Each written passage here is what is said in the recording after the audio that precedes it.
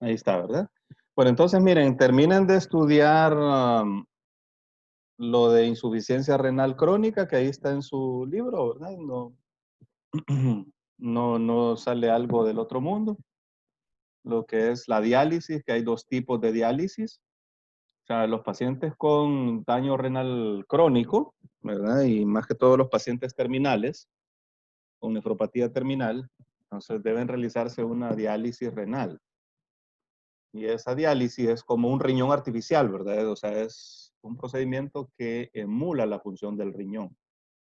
Y entonces hay dos tipos de diálisis. Una es la diálisis peritoneal, que se utiliza la misma membrana peritoneal del paciente, ¿verdad? Para realizar la diálisis. Se inyecta un líquido dializante con las concentraciones electrolíticas normales del plasma. Entonces, lo que hace es que, bueno, como las concentraciones son normales, las concentraciones en plasma, esas partículas, esas moléculas no pasan al líquido dializante, pero las que se encuentran en gran cantidad en el plasma y no se encuentran en el líquido dializante por difusión, entonces son recogidas por el líquido dializante, el BUN y la creatinina y otras sustancias de desecho, ¿verdad? Entonces, ese es el principio. Y ustedes van a estudiar ahí en el libro los dos tipos de diálisis que hay, ¿verdad? El otro utiliza una máquina. Una máquina es como un riñón artificial, ¿verdad? Y se saca la sangre directamente de la vena y se vuelve a meter la sangre ya limpia a la arteria. Bueno, entonces eso lo estudian de ahí del libro. Eso es todo lo que nos hace falta, ¿verdad? Ya vimos, es lo único de riñón que les va a salir en el último examen, nefropatías y diálisis. Y entonces vamos a pasar al siguiente, vamos a pasar a- vamos a pasar al siguiente tema que es hormonas. Vamos a ver un poco de hormonas. Vamos a ver.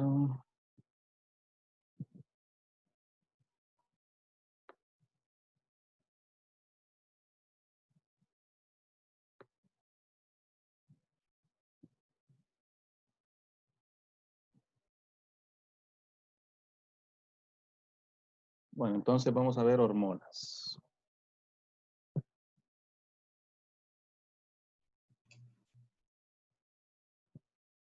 Hormonas.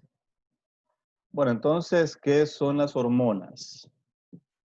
Qué feo me quedó eso. Estoy escribiendo cada día más feo, no sé por qué. Doctor, Ajá. entonces para este parcial sería lo último de riñones y hormonas y gastro, que no hemos visto. Hormonas, la parte de sexualidad, hormonas sexuales, todo lo de hormonas, ¿verdad? Ahí están hormonas sexuales también, todo eso. Y vamos a ver, tal vez podemos ver, o sea, vamos a ver gastro y vamos a ver un poquito de sangre también, hematología. Vamos a ver un poquito de esto. Bueno, entonces, miren, para gastro sería bueno que vamos a exponer, ¿verdad? Para que tengamos una exposición por lo menos en el TRI. Entonces, se dividen entre ustedes ¿cómo hacemos con la lista? O lo que les mande la lista, ¿verdad? Se dividen en grupos. No, ustedes se conocen, ustedes saben, ¿verdad? Entonces se dividen en grupos para exponer los capítulos de gastro. Si quieren, mañana en un ratito vamos a dividir los grupos, ¿verdad? Entonces ustedes miren a ver cuántos capítulos son, se dividen y mañana los hacemos, los grupos, para que expongan eso de gastro, ¿verdad? Que gastro es relativamente sencillo, ¿verdad? No, bueno, no sé, a mí me parece un poquito sencillo. Bueno, entonces hormonas, vamos a ver. ¿Qué son hormonas? ¿Qué son hormonas? Cuando en la evolución de las especies, los individuos de un grupo se ven en la necesidad de comunicarse. Deben tener alguna forma de comunicación. ¿Para qué? Para realizar tareas conjuntas, porque el grupo, pues, o sea, brinda protección a los individuos. Entonces, desde que comenzó la vida bacteriana, se desarrollaron sistemas de comunicación. Entonces, por ejemplo, podemos ver un sistema de comunicación de este tipo en las bacterias. Tenemos que la bacteria secreta una sustancia, ¿verdad? Secreta una sustancia. Y entonces, esa sustancia va a viajar en el espacio y se va a pegar en receptores de la bacteria, ¿verdad? Y entonces todas las bacterias producen esta sustancia. Y entonces estas sustancias, ¿para qué les sirve? Cuando las bacterias están en una cantidad poca, o sea, están bien diluidas, están bien separadas entre sí porque el ambiente no es propicio. Por ejemplo, tenemos un ambiente inhóspito con poca alimentación. Entonces, ¿qué va a pasar? La cantidad de sustancia que va a producir la bacteria va a ser bajita. Y entonces la cantidad de moléculas que se van a unir a una bacteria determinada también va a ser bajita. También va a ser bajita. Pero cuando las circunstancias del medio mejoran, entonces, ¿qué pasa? Las bacterias comienzan a dividirse. Comienza la división y entonces estas sustancias se vuelven más abundantes en el ambiente y entonces estimulan con más fuerza estos receptores, se unen a muchos más receptores.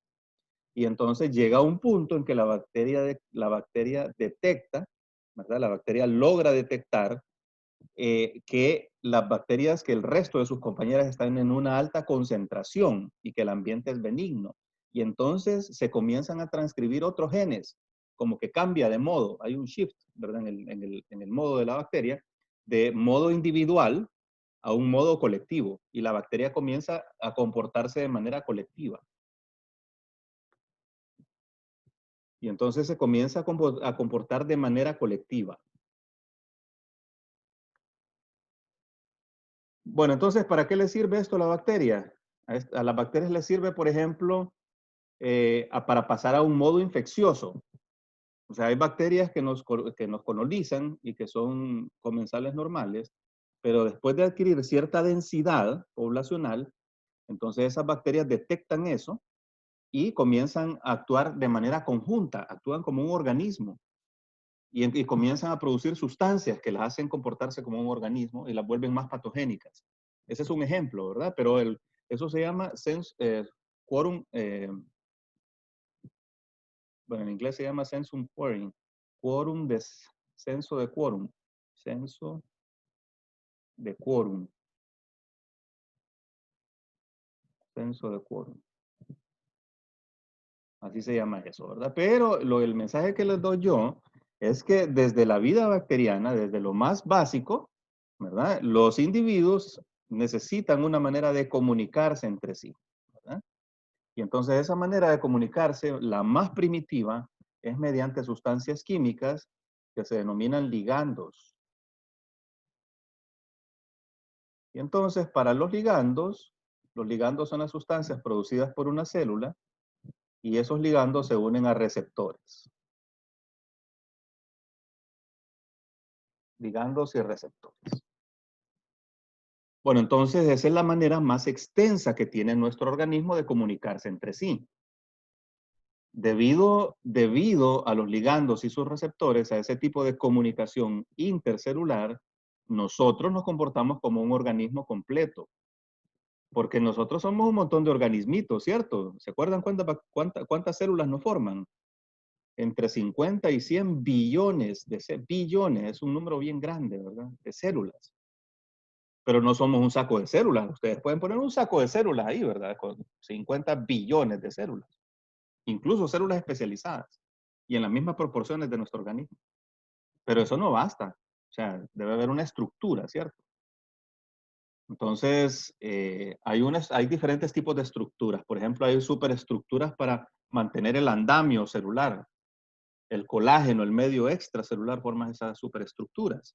Hay superestructuras de comunicación y esa superestructura de comunicación está dado por estas sustancias, ¿verdad? Los ligandos y sus receptores. Bueno, entonces las sustancias podemos dividirlas en grandes rasgos, en tres grandes grupos, ¿verdad? Vamos a dividirlas acá. Las sustancias autócrinas, las sustancias autócrinas, las sustancias parácrinas, o paracrinas, ¿verdad? No, como más le guste, paracrinas, y las sustancias endocrinas.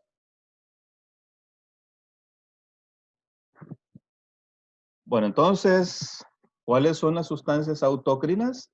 Son aquellas sustancias que son producidas por la célula, la sustancia sale de la célula y se estimula a sí misma, se une a un receptor que tiene la misma célula, ¿verdad? Sale de la célula y se une a un receptor. O sea, la célula se autoestimula. Esas son sustancias autócrinas. Ejemplos de sustancias autócrinas, algunas interleucinas, que son producidas por la célula y se estimula la misma célula para comenzar una división. O sea, algunas interleucinas son un ejemplo de esto. Sustancias parácrinas son las que son producidas por una célula y actúan en una célula vecina. O sea que se difunde en el líquido extracelular o en el medio extracelular para actuar en las células vecinas. ¿Alguien me da un ejemplo de parácrinas?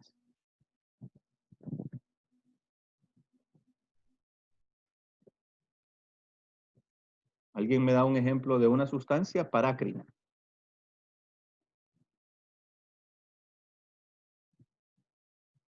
Niños, ¿están ahí? Muchachos, no me digan que se fueron. No, doctor, pero... Ah, bueno, ahí están. Un ejemplo de parácrinas son sustancias producidas por una célula, difunden en el medio extracelular, ¿verdad? Para acoplarse a receptores que están en una segunda célula. ¿Un ejemplo? Vamos. Ajá. La histamina. La histamina es un ejemplo. La histamina puede ser, ¿verdad? Sí. La insulina. Se granula el mastocito y actúa sobre el endotelio vascular de células vecinas, de células que está en la vecindad, ¿verdad?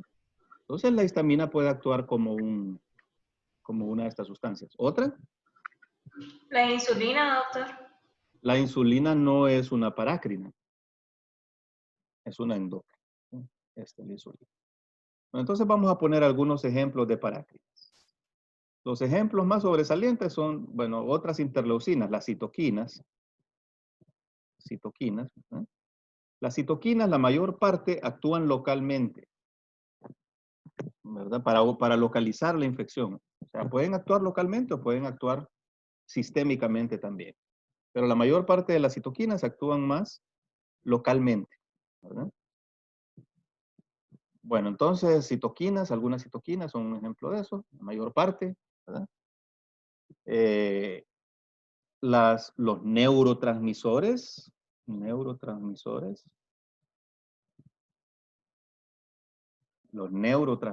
aquí tenemos una membrana presináptica que secreta la sustancia por las vesículas.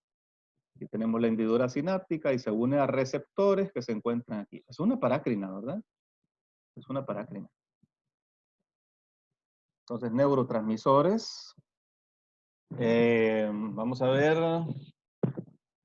otro ejemplo. Factores de diferenciación espermática. Factores de diferenciación espermática, producidas por la célula de Sertoli y que inducen a los espermatozoides a entrar al ciclo de maduración y a la meiosis y todo eso, ¿verdad? Bueno, entonces este es otro ejemplo. Otro ejemplo son factores de crecimiento.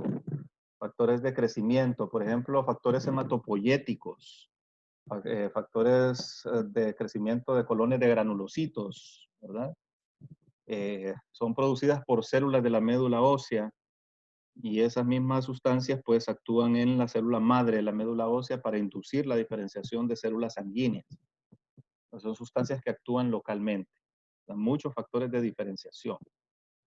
Y muchos factores de crecimiento también, ¿verdad? O sea, son producidas por una célula y estimulan células de la vecindad.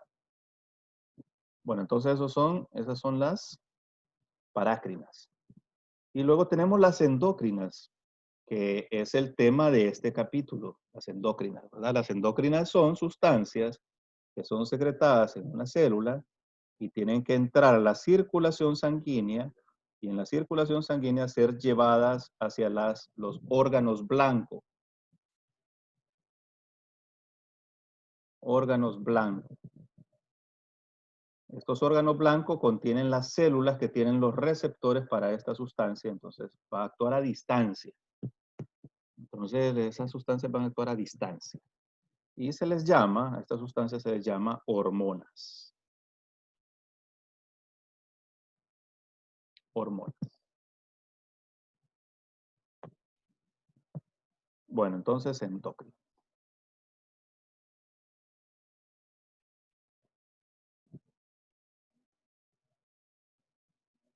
Y son estudiadas por una especialidad de la medicina que se llama endocrinología. Eso es lo que hacen los endocrinólogos, estudiar sustancias endócrinas. ¿Sí? Bueno, vamos a hablar de la naturaleza química de estas sustancias endócrinas. La naturaleza química de las sustancias endócrinas. O de todas las sustancias de señalización, ¿verdad? Todas las sustancias de señalización. Entonces vamos a tener algunas que son péptidos, peptídicas. Hormonas peptídicas. No digo proteínas porque algunas son proteínas, pero recordemos que el término proteína se aplica para un péptido de más de 50 aminoácidos. ¿Verdad? Entonces ahí se llama proteína. Pero hay hormonas peptídicas que tienen poquitos aminoácidos, pueden tener 9 aminoácidos. Hay algunos que son tripéptidos, 3 aminoácidos nada más, ¿verdad? Y esa es la sustancia, y esa es la que va a actuar. Entonces son sustancias peptídicas, ¿verdad? Luego tenemos, bueno, ejemplos de sustancias peptídicas, hormonas peptídicas. Ya borré eso, peptídicas. Ejemplos. La insulina.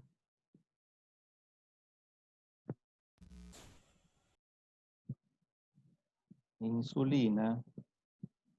El glucagón. Las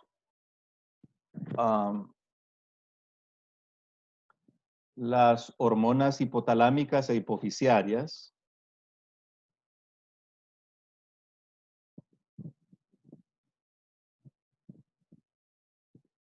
Las hormonas del hipotálamo, que son producidas por el hipotálamo y que son producidas por la hipófisis. La hormona paratiroidea. Y la calcitonina.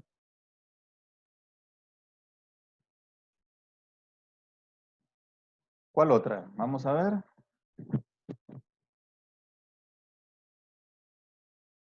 Bueno, entonces estas son de tipo peptídico, ¿verdad? Todas estas son de tipo peptídico. Luego tenemos las sustancias que son aminoácidos o derivados de aminoácidos. O derivados.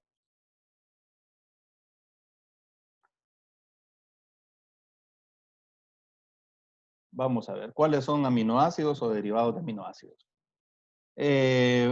Aminoácidos, bueno, aminoácidos no hay ninguno que, o sea, a mi conocimiento, no hay ninguno que tenga una acción endocrina. Pero hay aminoácidos que son, ustedes saben, ¿verdad? Que son neurotransmisores. Por ejemplo, el glutamato es un neurotransmisor, además de ser un aminoácido, ¿verdad? Que forma parte de las proteínas, es un neurotransmisor. Luego, derivados de aminoácidos tenemos los que se denominan aminas biógenas, ¿verdad? Tenemos la adrenalina, la noradrenalina y la dopamina, pero estas dos las ponemos en esta categoría como neurohormonas porque son producidas, además de formar parte del sistema nervioso, el sistema simpático y parasimpático, son producidas también por la médula suprarrenal y entran al torrente sanguíneo, o sea, actúan como una hormona del sistema simpático, ¿no? Bueno, entonces, las aminas biógenas. Luego tenemos otros aminoácidos, otros neurotransmisores también, la 5-aminotriptilina, la serotonina, ¿verdad? Que es un derivado del triptofano. Y luego tenemos también la histamina. La histamina puede funcionar también como una endocrina. La histamina también sale al torrente sanguíneo, no solamente actúa como parácrina, sino que puede salir al torrente sanguíneo y actuar a distancia también. Entonces, la histamina. La histamina es derivada de la histidina.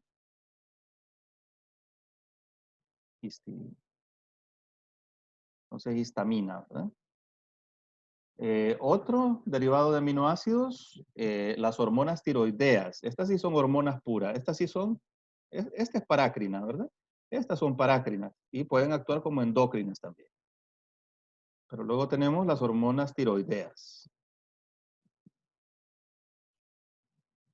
O sea, las dos hormonas tiroideas son la triiodotironina,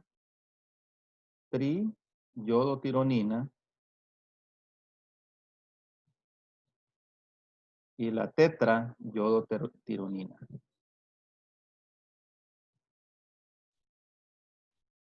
Bueno, entonces estas derivan de la tiroxina, del aminoácido tiroxina.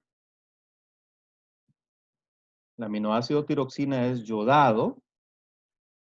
Bueno, no el aminoácido, hay una proteína que se llama tiroglobulina y esa proteína es yodada en todos los residuos de tirosina que tiene.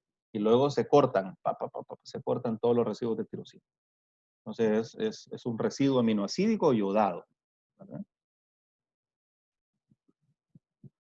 Bueno, entonces esta, la tetraiodotironina, también se le llama T4. T4. Y luego tenemos, por último, tenemos las hormonas que son, bueno, hay otras hormonas que son derivadas de grasas, hay sustancias que son derivadas de grasas, derivadas de lípidos. Entonces, por ejemplo, que tienen acción parácrina y también tienen acción endócrina. Entonces, por ejemplo, las prostaglandinas. Las prostaglandinas. Y luego tenemos también los leucotrienos. Estos son derivados, ambos son derivados del ácido araquidónico.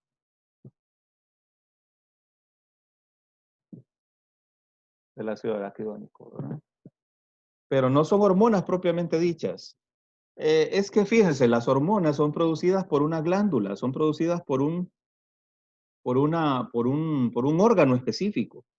Y si ustedes ven, las prostaglandinas no, las prostaglandinas son producidas por muchos tipos celulares, ¿verdad? Entonces no entran dentro de la categoría de hormonas, a pesar de que tienen una acción endócrina también. Pueden tener una acción parácrina y pueden tener una acción endócrina, ¿verdad? Pueden salir al torrente sanguíneo y actuar ahí. Entonces, lo mismo para la histamina. La histamina, pues, se produce en cualquier lado, siempre y cuando hayan ahí mastocitos, entonces ahí se va a producir la histamina, pero no es producida por un órgano endocrino propiamente dicho, una glándula. Entonces, más que todo, consideramos a las hormonas como aquellas sustancias que son producidas por una glándula. Bueno, y los otros son los derivados del colesterol.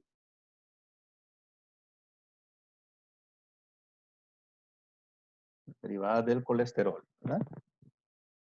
Y entonces a estas derivadas del colesterol les llamamos hormonas esteroideas. Los esteroides. Y los esteroides, creo que ya habíamos visto esteroides, ¿sí o no? En algún contexto lo vimos, es que me parece a mí que hablamos de esteroides. En respiratorio creo que lo vimos. En respiratorio lo vimos. Lo de asma. Cuando hablamos de asma, hablamos un poquito del cortisol. Ajá, eso Hablamos- vimos lo de los. Y hablamos de los esteroides sintéticos, ¿verdad? Porque hay un montón. La dexametasona, la prednisona, la betametasona, beclometasona, todas esas, ¿verdad? Pero solo de eso hablamos. No, las hormonas esteroideas, hay 5 familias de hormonas esteroideas, todas derivan del colesterol, del anillo cicloperidro. ¿Cómo es? Cicloperidrofen. Cicloperidro. Ciclopentano, peridro. Exacto, ciclopentano, peridrofenantreno, esa cosa. Entonces, todas derivan de ahí, ¿verdad? Entonces, está el colesterol en las células que producen las hormonas esteroideas, ¿verdad?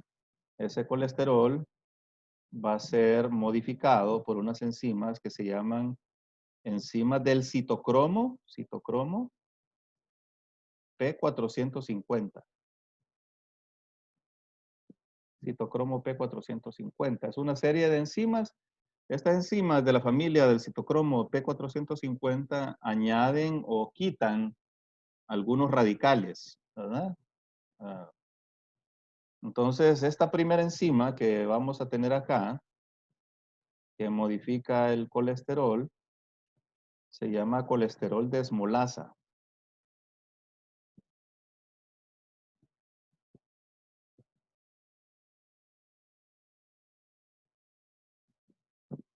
Y entonces el colesterol se va a convertir en pregnenolona.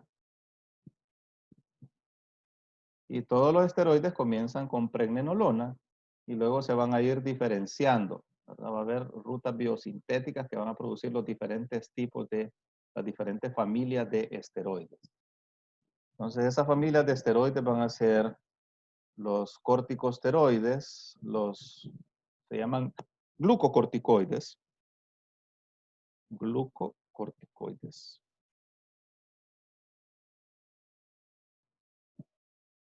Prednisona, ¿verdad? La prednisona. El cortisol. No, perdón, prednisona es... La prednisona es un esteroide también, pero es sintético, ¿verdad? Es sintético. Entonces, cortisol. Cortisol.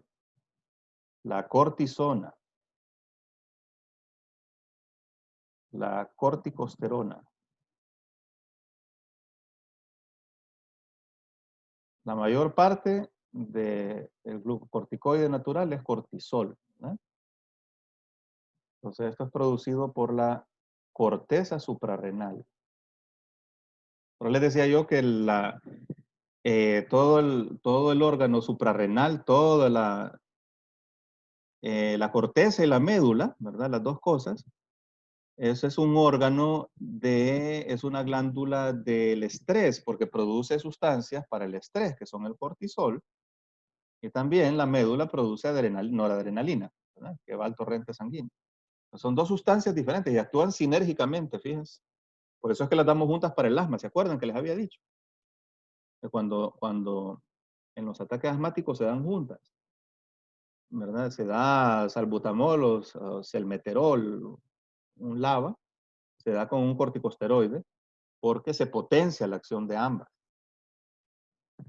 Bueno, entonces el cortisol, ¿verdad? Y luego tenemos, esta es la primera familia, glucocorticoides, luego tenemos los mineralocorticoides,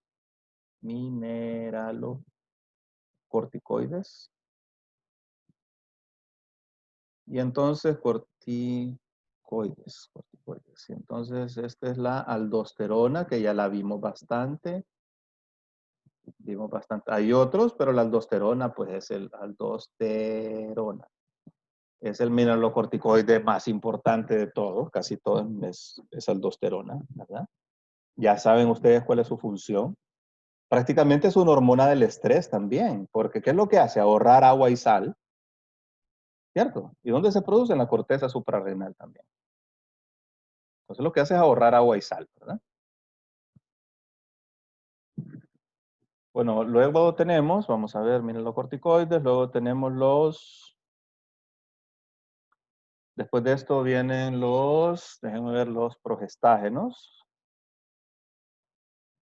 Progestágenos. Entonces la progesterona,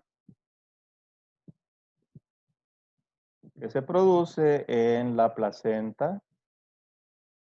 En la placenta se produce también en el ovario. En el ovario. Y después de la progesterona tenemos los andrógenos. Andrógenos. Entonces, testosterona,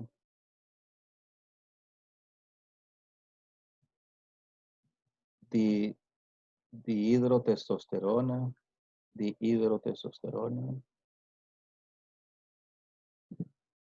la androstenediona,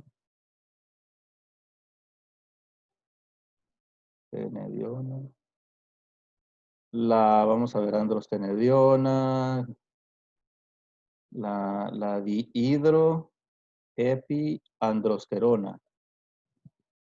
Androsterona, estos son más que todo, tienen acción androgénica, ¿verdad? Pero son precursores, este es precursor de la testosterona.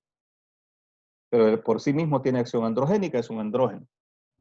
Y luego la quinta familia son los estrógenos.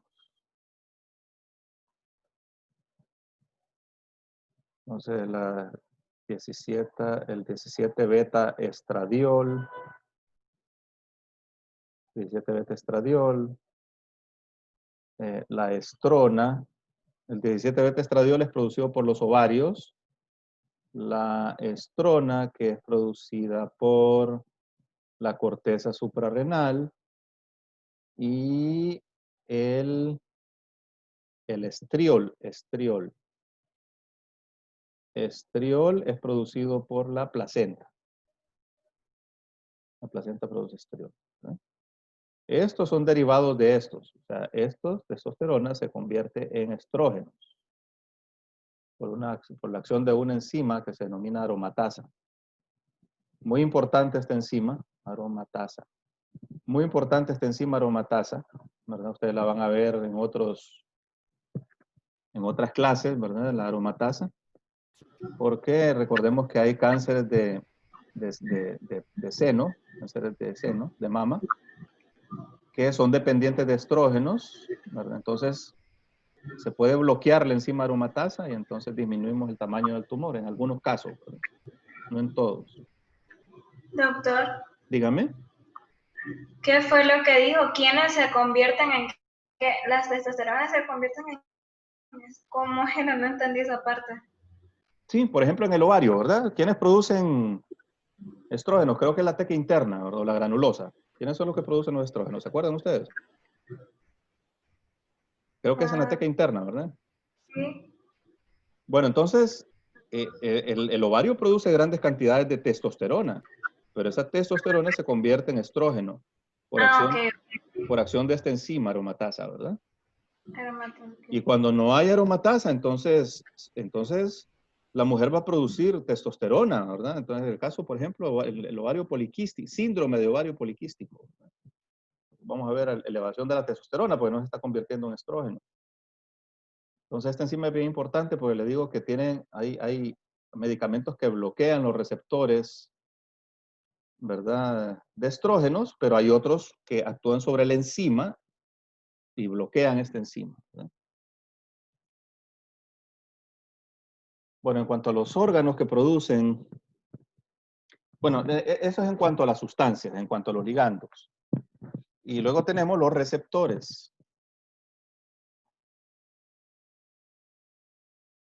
Los receptores. Los receptores siempre son una proteína, siempre. Siempre son proteínas, ¿verdad? Entonces, estas proteínas pueden ser proteínas de membrana, la mayor parte, entonces la gran mayoría de sustancias actúan sobre proteínas de membrana, que están ancladas en la membrana celular, ¿verdad? Están ancladas aquí en la membrana celular. Pero también hay receptores intracelulares,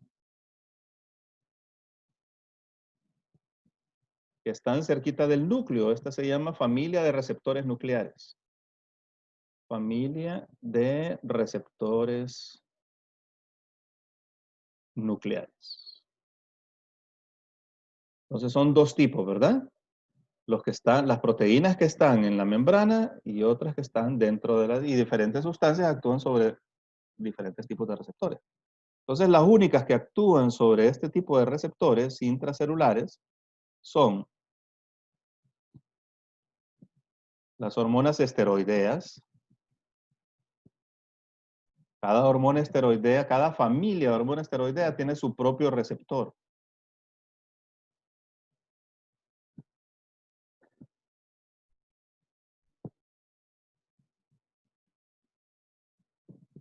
Bueno, esteroides y luego tenemos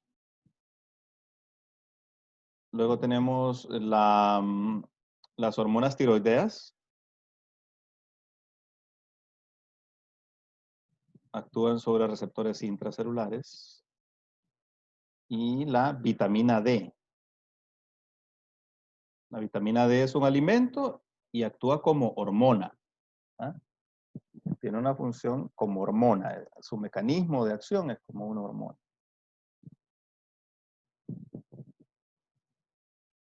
Bueno, entonces una célula típica tiene muchísimos receptores para varios tipos de sustancias.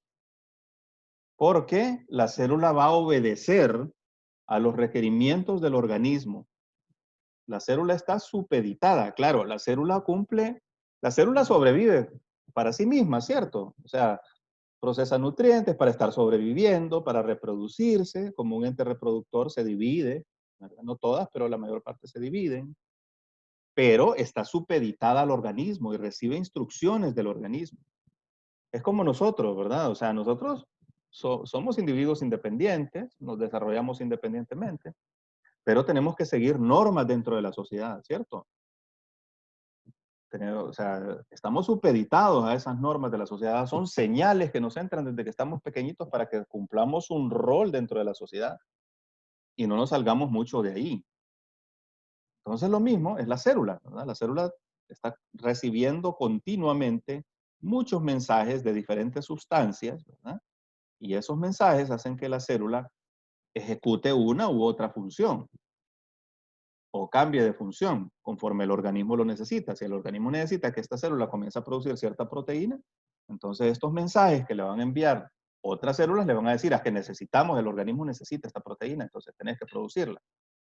O necesita esta función determinada. Entonces todas las células obedecen a eso, a ese montón de señales que le están llegando a cada instante.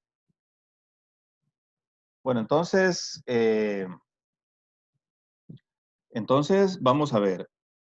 Un mismo ligando, un ligando, puede unirse a varios receptores. Un ligando puede unirse a varios receptores.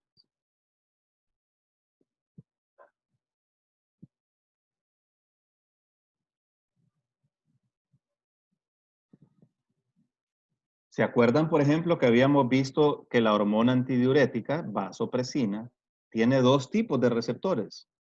Unos que se denominan B1, que se encuentran allá en la nefrona, y otros que se denominan B2, que se encuentran en los vasos sanguíneos y causa un poquito de vasoconstricción. Entonces ese es un ejemplo, son dos receptores diferentes. O sea, el mismo ligando puede actuar sobre receptores diferentes. Es más, cada receptor puede provocar una acción diferente en la célula.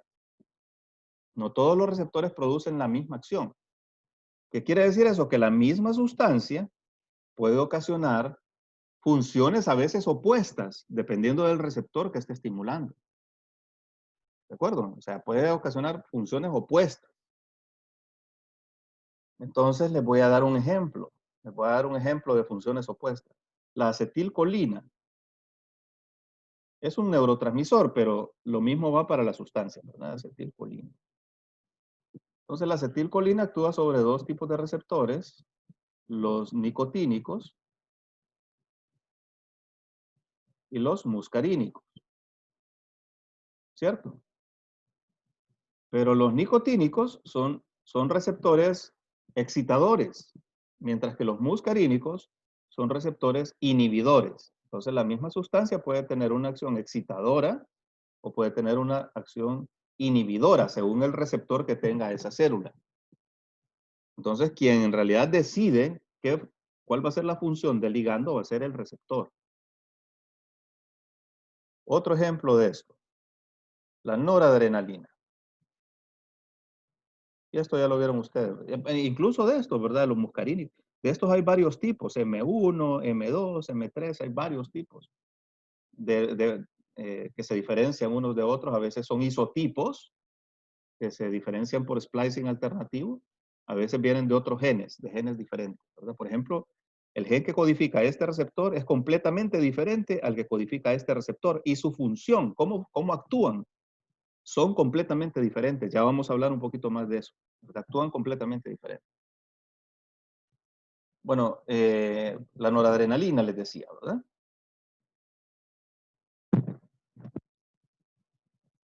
Noradrenalina. La noradrenalina, ustedes saben que actúa sobre receptores alfa, alfa 1, receptores alfa 2, receptores beta 1, receptores beta 2, entre otros, hay otros, ¿verdad? Pero estos son más o menos los que han visto ustedes ya. Entonces ustedes saben ya que el receptor beta 2, porque ya lo dijimos, hemos hablado mucho de eso, el receptor beta 2 se encuentra en los bronquios, en el músculo liso bronquial, y produce relajación. O sea, es un receptor inhibidor, ¿verdad?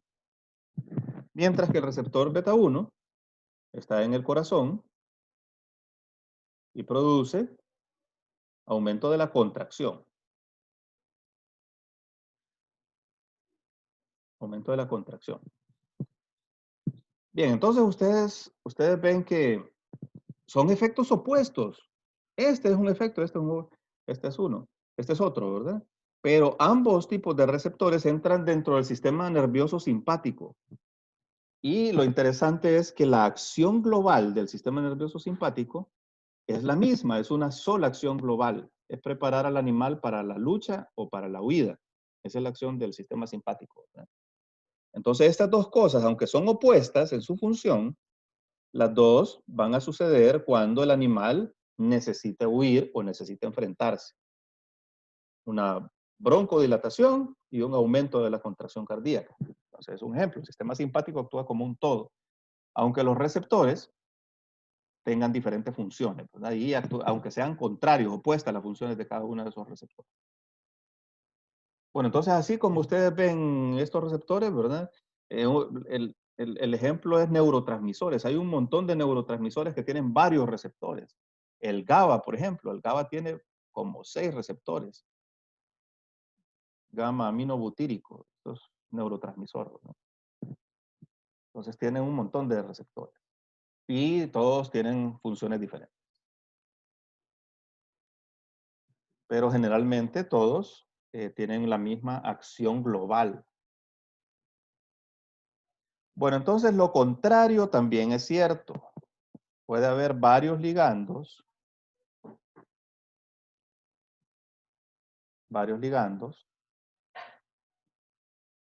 que se van a unir al mismo receptor. Vamos a continuar con esto, ¿verdad? Que son los ejemplos típicos.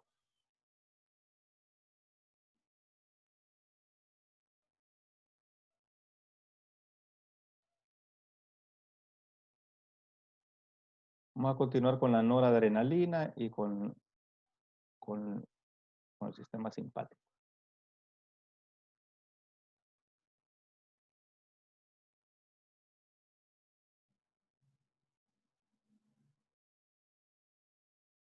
Bueno, entonces vamos a cambiar de colorcito porque ya me cansé de este colorcito. Bueno, entonces, por ejemplo, noradrenalina, adrenalina.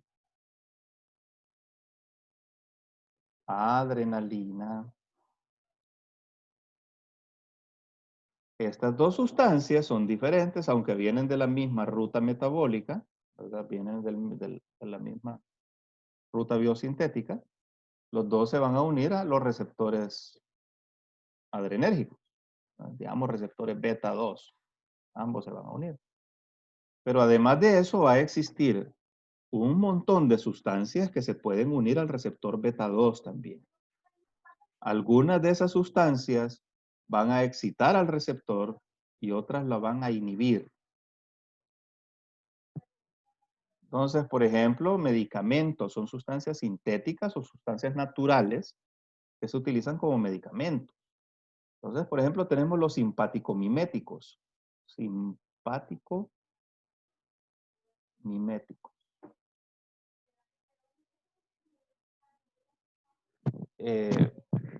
Permítanme un segundito.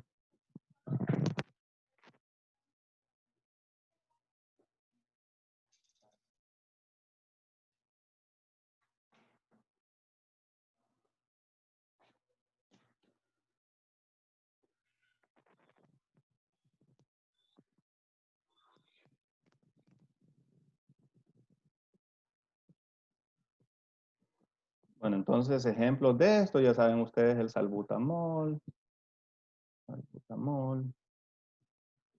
el salmeterol, etcétera. Hay un montón de sustancias que van a activar los receptores. Igual los beta 1, ¿verdad? Y va a haber otros receptores, va a haber otros que se van a unir al receptor, pero lo van a inhibir. O sea, no van a tener ninguna función sobre el receptor y lo van a bloquear para que no se le una la verdadera sustancia. Entonces son bloqueadores de los receptores, ¿verdad? Entonces, bloqueadores de receptores, por ejemplo, tenemos los antagonistas beta 1, ¿verdad? Por ejemplo, el atenolol,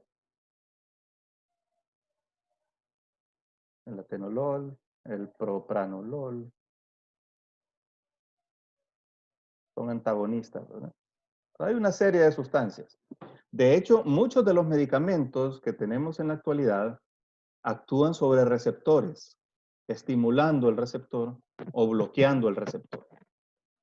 Los medicamentos más modernos utilizan anticuerpos monoclonales que se unen. O sea, lo que se consigue es un anticuerpo cuya región variable se acople a un receptor específico, ya sea estimulándolo o bloqueándolo.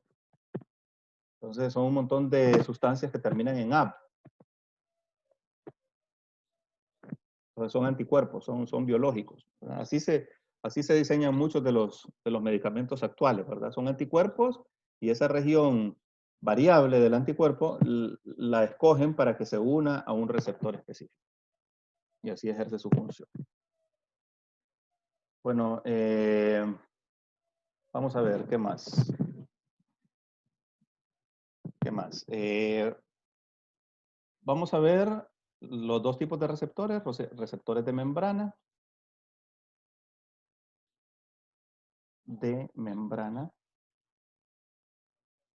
Y vamos a ver los receptores intracelulares.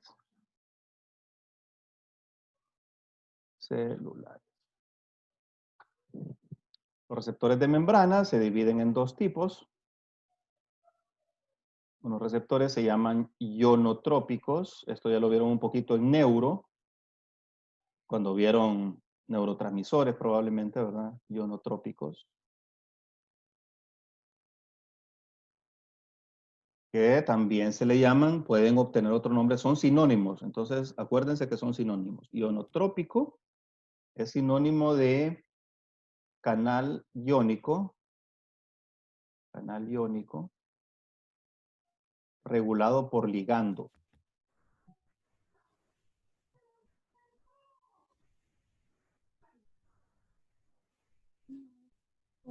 Regulado por ligando. Son sinónimos, ¿verdad? Ionotrópico y canal iónico regulado por ligando son sinónimos. Y los otros son los metabotrópicos.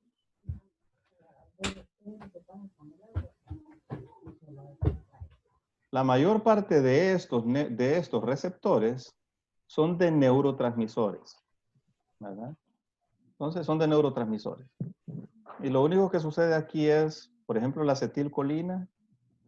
La acetilcolina, cuando se secreta por la neurona motora, la motoneurona alfa secreta acetilcolina y se une a los receptores nicotínicos de la placa neuromuscular. Entonces, produce una despolarización y un potencial de acción. Entonces, ¿qué es lo que hace? Dos moléculas de acetilcolina se unen al receptor, a la parte de afuera del receptor, ¿verdad? El dominio extracelular. Y entonces eso abre un canal iónico, un canal de sodio, que deja entrar un poquito de sodio. Muchachos, se oye ahí un ruido. Bueno, entonces un canal iónico abre canal de sodio, entra el sodio, se aumenta el potencial a menos 60 milivoltios y se origina un potencial de acción. Ahí ya saben eso ustedes. Entonces lo único que hacen, lo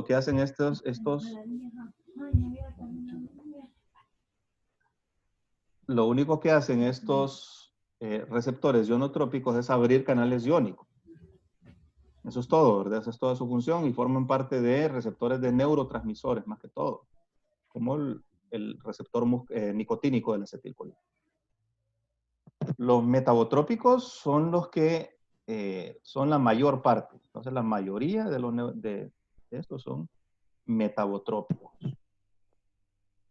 Entonces, los metabotrópicos funcionan más o menos así. Vamos a ver. Voy a cambiar color. Sí. Metabotrópicos actúan más o menos así. Todos estos receptores tienen un dominio extracelular, tienen un dominio intramembranoso, generalmente hidrofóbico, con aminoácidos hidrofóbicos, y tienen un dominio intracelular. Entonces, la sustancia se va a unir a los dominios extracelulares, y entonces esa unión va a provocar un cambio conformacional de esta proteína y va a modificarse los dominios intracelulares. Y entonces esos dominios intracelulares, al ser modificados, generalmente están unidos a una enzima y hay una activación de la enzima. Activación de la enzima. ¿Ahí está copiando, papá? ¿Papá le está copiando? ¿Verdad? Una activación de la enzima. Entonces, aquí pueden pasar varias cosas, ¿verdad? Generalmente hay una enzima que se activa, que es la adenilciclasa, por ejemplo, en algunos casos, adenilciclasa, que convierte el ATP, perdón, ATP, lo convierte, ya habíamos visto un poquito de esto, en AMP cíclico. Y el AMP cíclico va a realizar un montón de acciones. La célula va a realizar acciones dependiendo del tipo celular. O sea, el AMP cíclico realiza diferentes acciones en diferentes tipos celulares. Y luego, entonces, esta es una vía rápida de realizar acciones rápidas, ¿verdad? Porque el ATP se convierte rápidamente en AMP cíclico y el AMP cíclico realiza un montón de acciones. Entonces, también se puede activar lo que se denomina una proteína quinasa. Una proteína quinasa, que es una enzima que fosforila otras enzimas. Entonces, esa primera enzima va a fosforilar otras enzimas de un segundo paso, las va a activar, y esas enzimas del segundo paso van a activar factores de transcripción,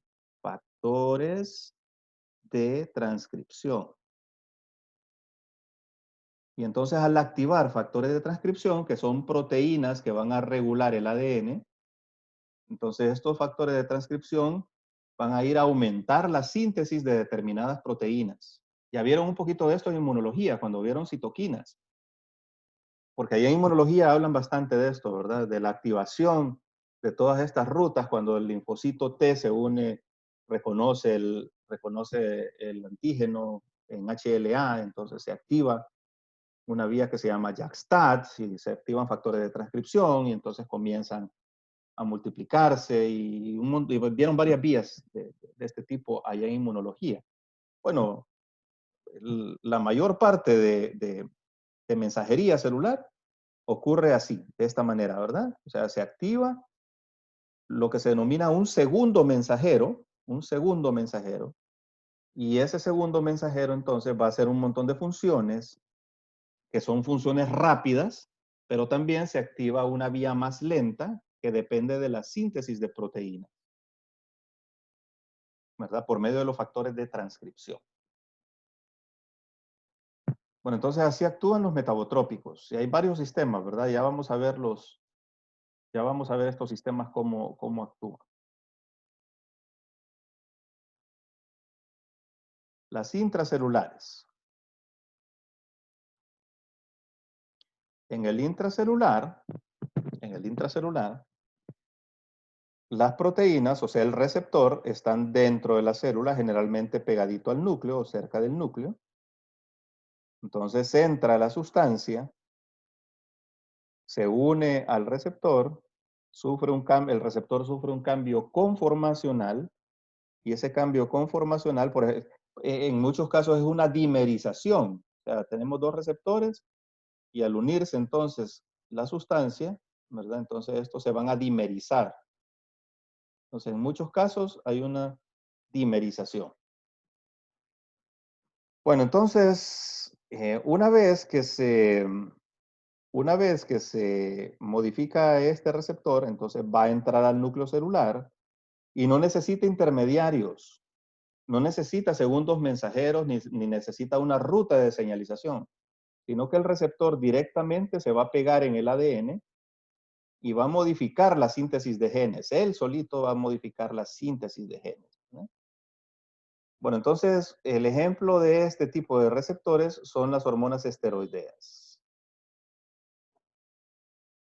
Una cosa, para que la sustancia entre a la célula, no todas las sustancias, las sustancias de señalización, las hormonas proteicas, las proteínas, actúan sobre receptores de membrana, porque las proteínas no pueden entrar a la célula, ¿cierto? O sea, no, la célula es impermeable a las proteínas. La membrana celular es demasiado grande, es impermeable. Entonces, lo más fácil es actuar sobre esto, ¿verdad?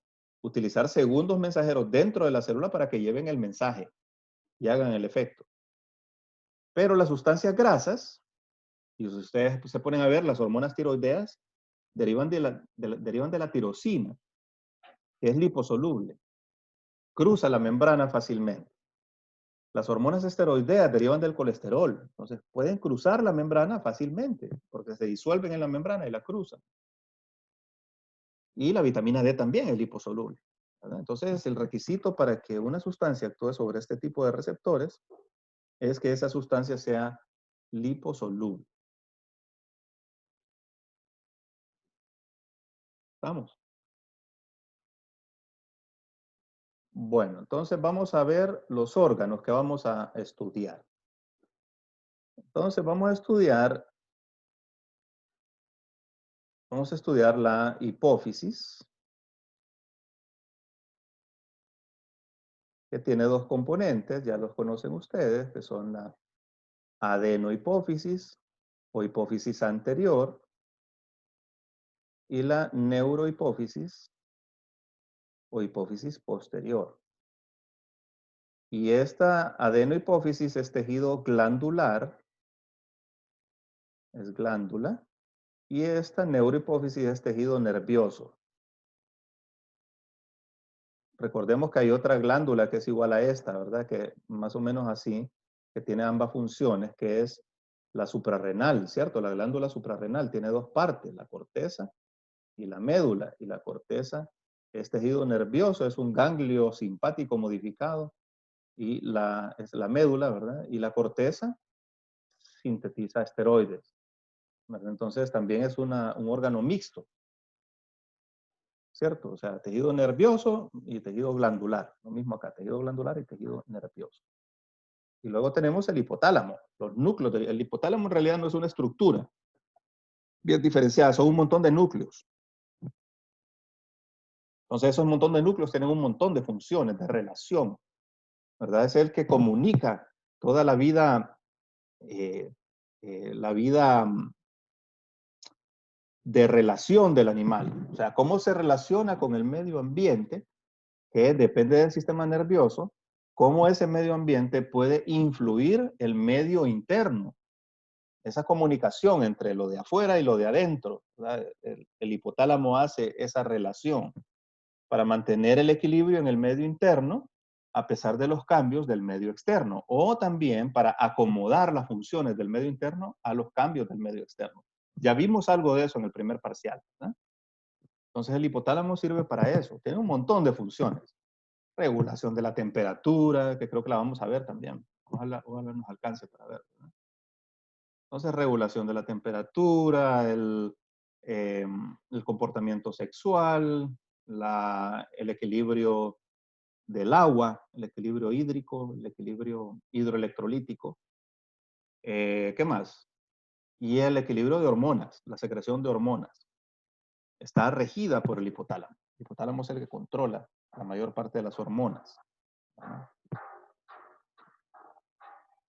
Bueno, entonces, las hormonas producidas por el hipotálamo son, se denominan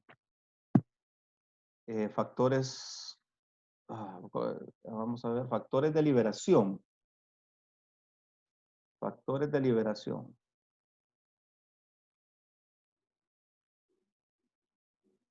Estos factores de liberación,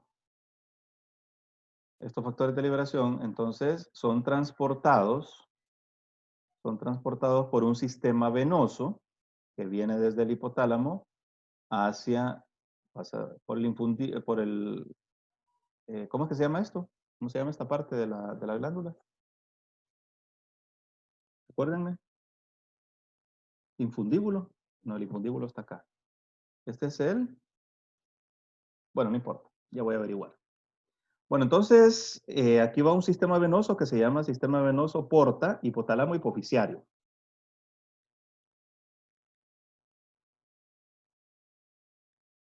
¿Qué otros sistemas porta conocen ustedes?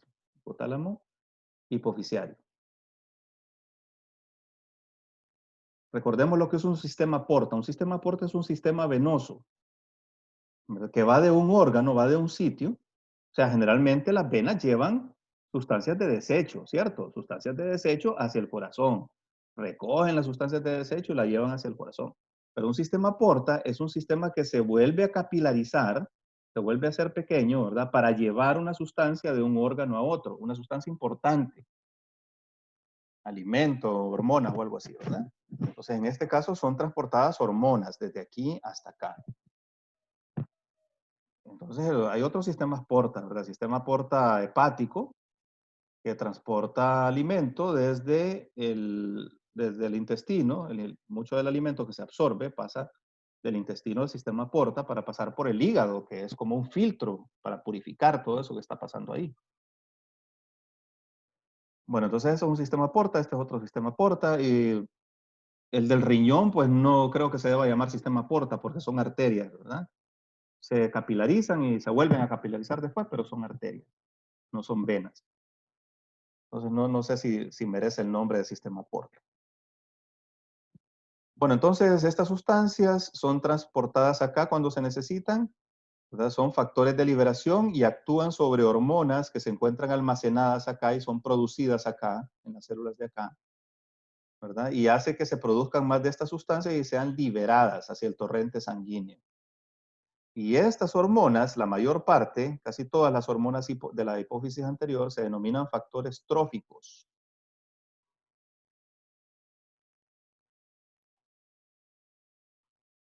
Factores tróficos. O trópicos, ¿verdad? Nada más que trópico suena a trópico, a clima tropical, ¿verdad? Entonces, factores tróficos. Entonces, muchas de esas hormonas, por ejemplo, las gonadotrofinas, ¿verdad? Gonadotrofinas. O hormonas gonadotrópicas, ¿verdad? Porque son factores trópicos, son factores que estimulan otros órganos, otros tejidos para que produzcan otras hormonas.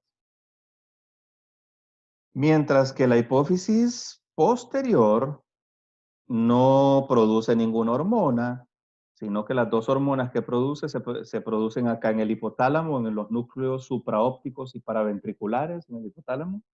Y una vez producidas viajan por los axones y son almacenadas acá, ¿verdad? Son almacenadas acá. Son producidas en el hipotálamo y son almacenadas acá.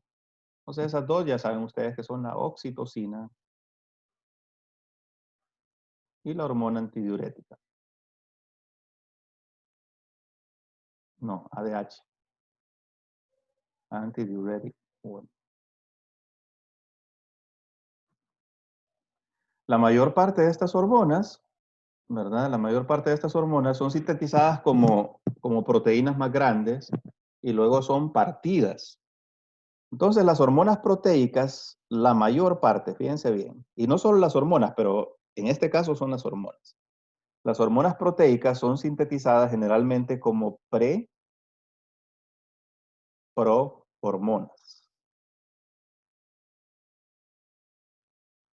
Prohormonas.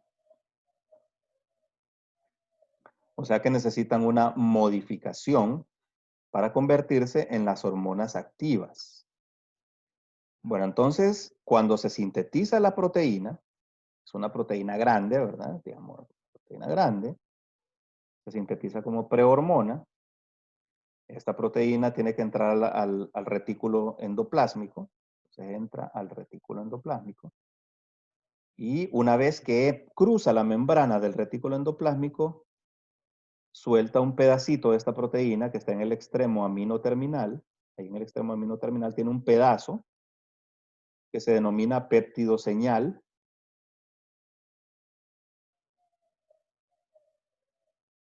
Que queda aquí en el retículo. Y luego esta hormona pasa al aparato de Golgi. En el aparato de Golgi es envuelto en vesículas. Todas estas hormonas son envueltas en vesículas, ¿verdad? Y estas vesículas son transportadas hacia la superficie celular para ser liberadas por exocitosis fuera de la célula. Bueno, entonces una vez que se le ha cortado esto, ya se convierte en una prohormona. Prohormona. Y luego esta prohormona necesita un paso adicional, por ejemplo, partirse en dos. Entonces se parte en dos pedazos, y uno de los pedazos es el activo. Y esta es la hormona activa, ¿verdad? Ejemplo, la insulina. La insulina se parte en dos pedazos una vez que ya está sintetizada, ¿verdad? La proinsulina se parte en dos, y uno de los pedazos se llama péptido C, y la otra es la insulina. Entonces nacen en su forma inactiva, y luego se activan por medio de clivaje, ¿verdad? Se cliva.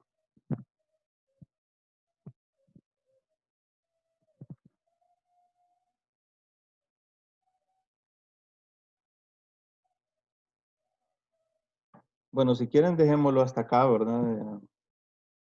Creo que hemos visto suficiente. Mañana vamos a ver los tipos de receptores metabotrópicos, o sea, los tipos de señalización intracelular. Hay varios tipos, hay varios sistemas. Ustedes, como les dije, ya vieron en inmuno los sistemas JAK-STAT, pero hay otros también, ¿verdad? Los que utilizan segundos mensajeros como el GMP, el ATP, los que utilizan el fosfatidilinositol, ¿verdad? Los receptores como los de la insulina, de tirosina quinasa. Y eso lo vamos a ver mañana, y vamos a comenzar a ver las hormonas hipofisiarias. Perdón, las hormonas hipofisiarias. Vamos a hablar un poquito de eso. ¿A qué hora sería? A la misma, no, mañana. Mañana es viernes, ¿verdad? Pero tenemos que reponer una clase. Si quieren, repongámosla en la noche. ¿A qué hora, doctor? No sé, díganme ustedes. 8, 9, no sé. Tenemos examen a las 8. Y terminan a las 9. 9:30 entonces. Sí. Una horita que tengamos, aunque sea. ¿Verdad? Solo una hora. Sí, una horita mañana, y después vamos a ver otra hora. Sí, porque a las 9:30 de la noche, doctor, yo ya estoy cabeceando. ¿Cómo? A las 9:30 de la noche, le digo, yo ya estoy cabeceando. Sí, no, 1 hora. 1 hora y después vemos cuándo recibimos la otra. Doctor, ¿me puede pasar lista? Es que mi internet Permítame, no servía. voy a quitar esto. Voy a dejarte